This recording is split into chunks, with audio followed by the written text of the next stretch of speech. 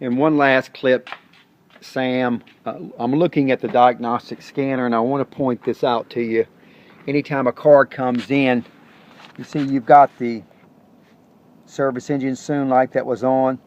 Now there's two flavors on this service engine light. There's one where it stays on solid, and then as I mentioned before, there's the one where it starts blinking, and when it's blinking, it's screaming at you that there's a serious misfire. But there are also, so you'll be aware of, other faults inside the computer that are separate and distinct from the misfire. And you can see here one, as I just now read it out, this is one of 5 faults. The evaporative control system fault.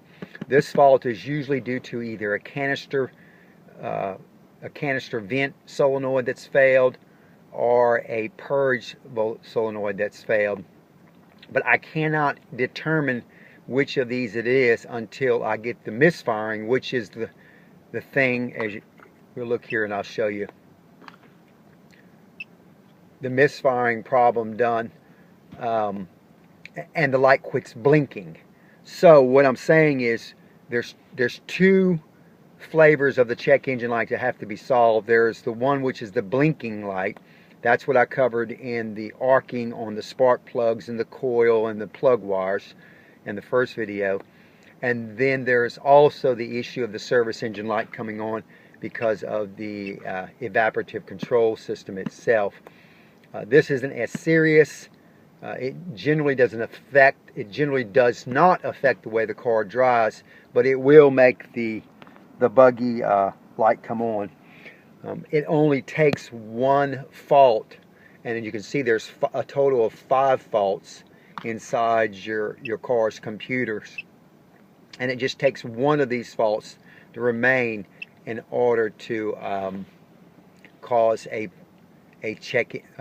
service engine light to come on. So I'm always careful to parse between this with customers. Sometimes customers say, hey, listen, I can live with a check engine light if my car is running okay. Give me an estimate, and if we can afford it, we'll do it and take care of all the faults. If not, we'll kick the can down the road. Versus gee whiz, you know, I want the light to stay off no matter what. Just make that light go away. So I'll provide you more information on that once we give you the estimate on the misfire, and then once I get the misfiring fixed, we'll take the car down the road, drive it 20 miles, and I'll come back and I'll look at this particular fault here and tell you more about what's going on and how much it would be to be fixed. And if you decide you want to follow up and do it, good. If not, then live with the check engine light itself. And one other postscript here. You see this fault, catalyst damage, misfiring in multiple cylinders. That's what I was referring earlier to. It will actually ruin the catalyst, which is the catalytic converter, by continuing to drive it with that blinking light. So that's the big kahuna. That's the fault that is front and center that needs to be taken care of.